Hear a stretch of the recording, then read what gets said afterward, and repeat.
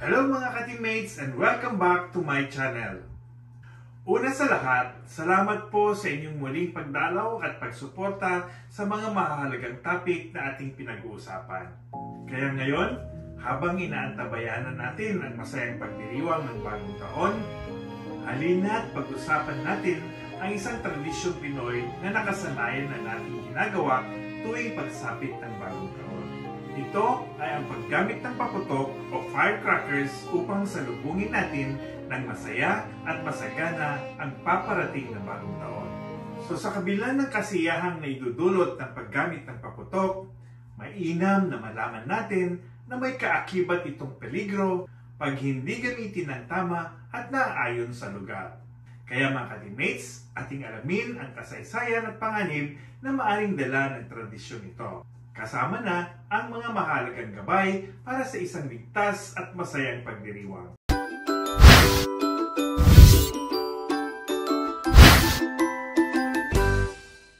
Ang mga paputok ay bahagi na ng ating pagdiriwang sa bawat bagong taon. Nagdadala kasi ito ng kasiyahan at kakaibang liwanag sa ating mga selebrasyon.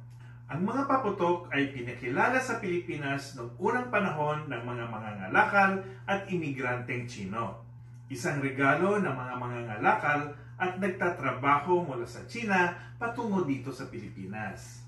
At mula noon, ang mga paputok ay naging bahagi na ng kultura ng mga Pilipino. Lalo na sa mga pagdiriwang tulad ng Chinese New Year, at pinalawak pa ito sa iba't ibang masasayang okasyon, kabilang na ang pagdiriwang ng bagong taon.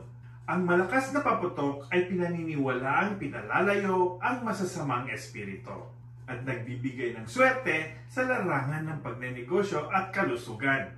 Kaya dito, nagsimula na gawin itong simbolo ng kasiyahan sa iba't ibang pagdiriwang sa Pilipinas. So ito na ay naging tradisyon ng bawat Pilipino tuwing sinasalubong natin ang bagong taon. Subalit, sa kabila ng masayang okasyon, ang hindi tamang paggamit at pagkontrol ng mga paputok ay maaaring magdulot ng seryosong pinsala. Maaaring umabot ito sa pagkasunog ng katawan, sugat, trauma, kakaroon ng iritasyon sa baga. Pwede ding allergy sa usok, pamumula ng mga mata o conjunctivitis. At syempre, mga sunog sa mga ari-arian. Pati na rin yung kalat na dala pagkatapos ng putukan. Ang mga pinsalang ito ay maaaring magkaroon ng malawakang epekto sa kalusugan ng bawat isa sa atin. Kaya, mahalaga na tayo ay maging maingat sa pangangasiwa at kontrol ng mga paputok upang maiwasan ang mapaminsalang mga pangyayari. So bilang isang trauma surgeon, saksi po ako sa mga pinsalang dulot ng paputok. Taon-taon, kami ay nagtatala at tumitingin sa mga pinsalang dulot ng maling paggamit ng mga paputok. Kami ang naatasang manggamot ng mga ganitong klaseng injuries. Lagi kaming naka-red alert tuwing bisperas ng Pasko at Bagong Taon kung saan madalas tayo ay nagpapaputok dahil ito ay naging tradisyon at parte na ng buhay nating mga Pinoy. At sa kabila ng national law na nagbabawal ng private use ng mga fireworks, marami pa rin naitala na fireworks-related injuries across 81 provinces in the country. Katulad ngayon, meron na kaming naitalang 3 injuries na related sa firecrackers sa isang ospital pa lamang. Malayo pa tayo sa bagong taon. Ang Department of Health ay nag-report na meron daw 42% na pagtaas ng firecracker-related injuries ngayong 2023. Ito ay kumpara sa nakarang taong 2022. Bagaman, 15% pa rin na mas mababa sa pangkalahatang porsyento kumpara sa nakalipas na 5 taon. Ganun pa man, mas nais pa rin natin ang zero injury. Ang pangkalahatang pagbaba nito ay maaaring dahil sa paglawak ng pag-unawa natin dulot ng ating karanasan noong COVID-19 pandemic. Pwede rin dahil sa strengthening initiative ng ating mga lokal na pamahalaan sa pagbabawal ng paggamit ng paputok gamit ang Iwas Paputok campaign ng national government. Ayon sa aming karanasan, ang pinakamadalas na lugar ng pinsala ay ang mata. Sunod ang mga kamay. Tapos yung bisig at yung braso natin, ulo at ang leeg. 2% nito ay blast injuries na nangangailangan ng amputation o pagputol. At ang edad na involved sa ganitong injuries range from 4 to 53 years old, wherein the most affected age group is between 10 to 14 years old. And 80% of the injured individuals were male, and 56% of the cases ay nangyayari sa kalye, while 41% naman ay nangyayari sa mga bahay-bahay. So nearly half of the cases were recorded in Metro Manila,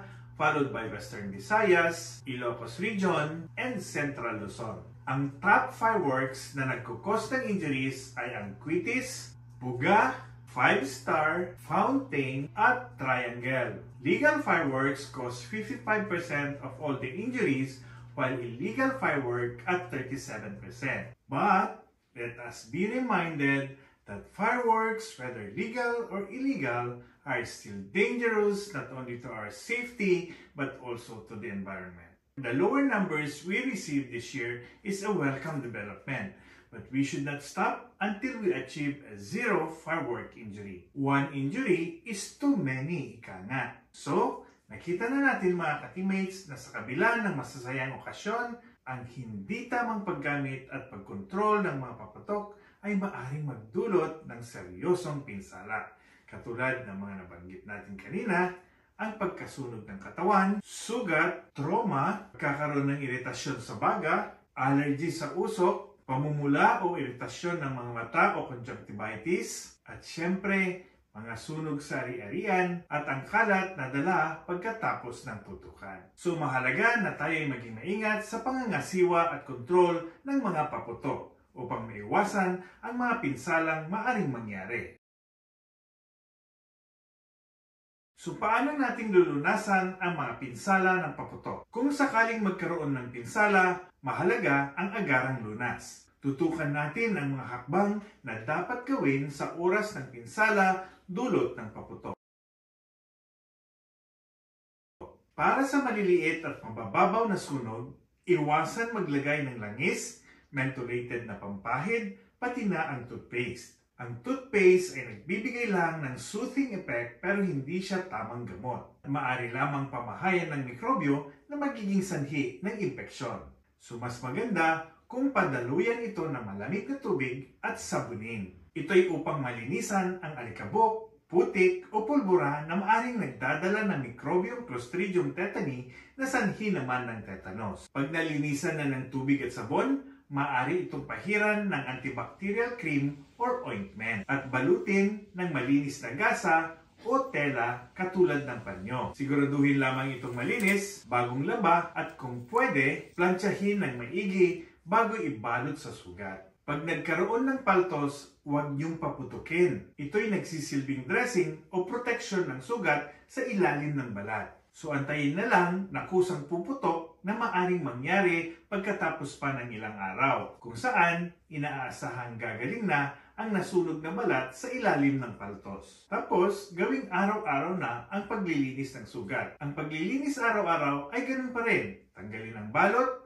hugasan ng sabon at tubig, pahiran ng antibacterial ointment or cream kung meron kayo, tapos balutan ulit ng malinis na gasa o tela. Tapos, huwag pong kalimutang ipa-update ang inyong anti-tetanus vaccine. Pag hindi gumagaling ang sugat sa loob ng 7 araw, kailangan nyo na pong kumonsulta sa inyong mga doktor para malapatan at pabigyan ng tamang gamot, na rin ng anti-tetanus. Kung bakunado ka naman ng anti-tetanus sa nakaraang 5 taon, maaring hindi na magpabakuna. Pero pag lumagpas na ito sa 5 taon, simula ng huling nabakunan ng anti-tetanus, maaari naman itong ulitin. Tawag natin dito ay booster dose. At kung ang doktor nyo ay duda pa rin sa kalinisan ng iyong sugat o paano kayo nasugatan, maaari pa rin magbigay ng booster dose kahit wala pang 5 taong nakakalipas. Kung tuloy-tuloy ang impeksyon at hindi gumagaling ang sugat, ang iyong doktor ay maaaring magbigay ng antibiotics at maaari din niyang linisan ang iyong sugat ng mas masinsin. Wound debridement ang tawag natin doon.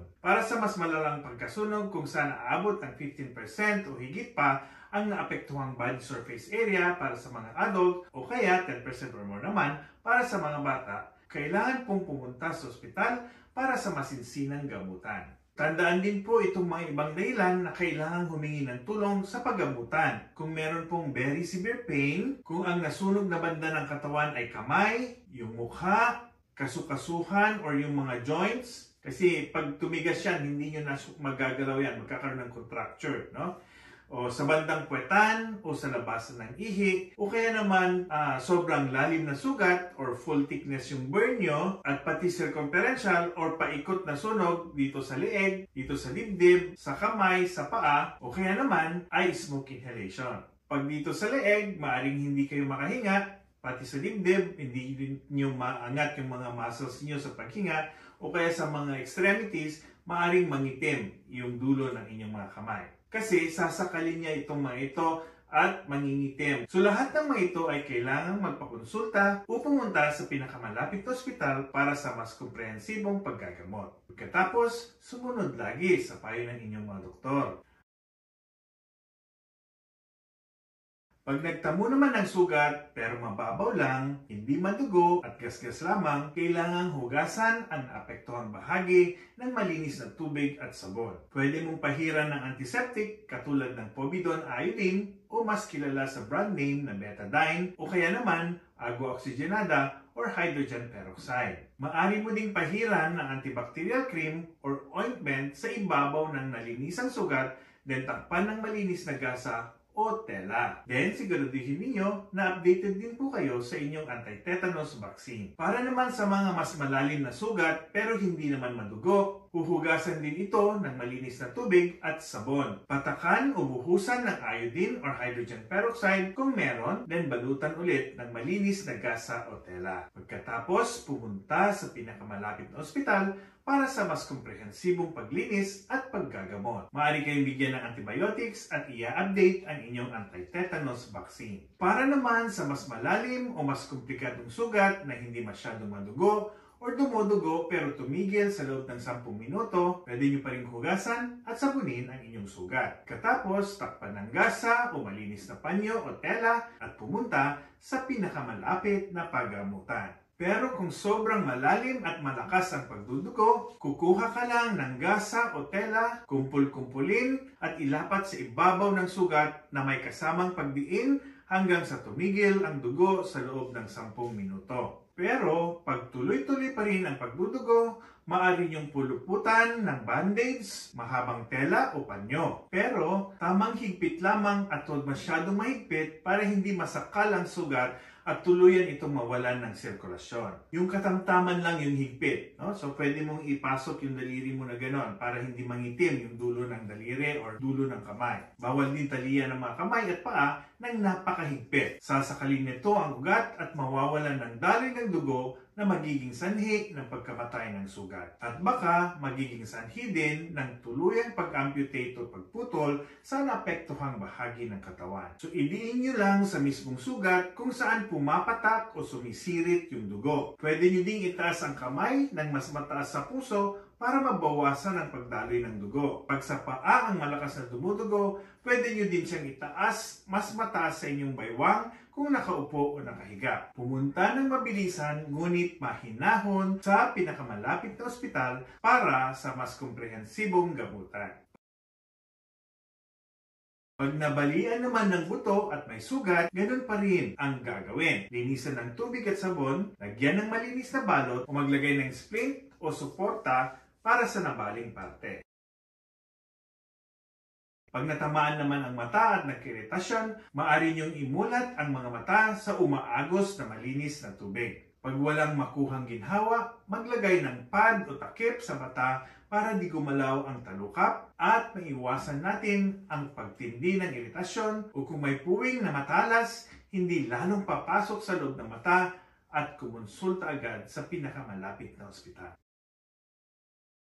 Pag nahihirapang huminga dahil sa amoy at pulbura, mas mainam din kung manatili sa loob ng bahay at magsarado ng bintana at pintuan na maaring pasukan ng uso. Pwede din po tayong maglagay ng mask. Para sa mga asthmatic, maigi sigurong meron kayong nakahandang gumaganang nebulizer. Magpausok at inumin ang inyong mga gamot. Siguraduhin din na may mga nakahandang gamot para sa mga allergy. Pag nakalunok naman ng pulbura, lalo na ang Watusi, pumunta agad sa paggamutan dahil magiging sanhi ito ng pagdudugo ng sikmura. Kung may itlog kayo sa bahay, pwede niyong ipalunok ang 1 o 2 piraso bago pa makarating sa ospital. Kung duda pa rin sa natamong pinsala o tuloy-tuloy na paglala ng sintomas, mas maigi kung kumonsulta sa inyong mga doktor or nearest health facility for proper wound care and management and to avoid fatal complications like tetanus. Para naman sa mga ari-arian, maghanda ng timba ng tubig, basang kumot or fire extinguisher. Huwag papaypayan ang mga apoy kasi lalo itong sisiga. At syempre, kalat mo, linis mo. Huwag mag-iwan ng dumi sa kahit saan-saan. Itapon sa wastong basurahan ang mga napagputokang plastik o karton. Mas mainam kung basahin ang mga hindi pumutok na paputok. Huwag ninyong sindihan at huwag manghinayang sa di pumutok kaysa sa ikaw ay maaksidente sa mga mabagal umapoy na akala nating wala ng siga pero biglang pumuputok. So, meron akong mga tips para sa kaligtasan. Upang maiwasan ang mga nasabing pinsala, mahalaga ang tamang paggamit ng paputok at pagtutok sa ligtas na lugar para sa pagpapaputok. Iwasan din ang sobrang paggamit ng malalakas at ilegal na paputok. At syempre, huwag magsindi ang mga nakainom dahil nawawala ang kanilang reflex na umiwas sa mga aksidenteng pagsabog. Huwag ipalaro sa mga bata ang mga paputok na lumiliyab or pwede nilang makain katulad ng Watusi. Gumamit din ng protective gear tulad ng goggles at mahabang paninde. Or the best, yung makinood na lang tayo sa mga tinalagang lugar kung saan may fireworks na gawa ng mga professional. Nakatipid na tayo, nag-enjoy, at safe pa, diba? So yun mga ka-teammates, let's be more aware and involved in ensuring the health and safety of our family and our community. Sumunod po tayo sa ating government's prescribed protocols at turuan natin ng tama ang mga bata. Let's instill good values to our children. Kasi sa mata ng bata, ang mali ay nagiging tama pag ginawa ito ng mas nakakatanda. So sa pagpapatuloy ng ating tradisyon, mahalaga na maging responsable sa paggamit ng paputok. Ang pag-iingat sa paggamit ng paputok ay hindi lamang nagbibigay ng sigla sa ating pagdiriwang, kundi nagbibigay din ng katiyakan para sa ating kaligtasan. So naway nagsilbing babala at gabay ang impormasyong ito upang ang pagdiriwang ng bagong taon ay maging ligtas, masaya at makabuluhan para sa lahat. We shall continue to create healthier and safer communities. So hanggang dito na lang muna mga ka-teammates. And if you found this message important, please give it a thumbs up, share it with your friends, and subscribe for more tips of living your best life. So until next time, stay safe and celebrate New Year responsibly. Between now and then, see you next, and I love you all. Bye!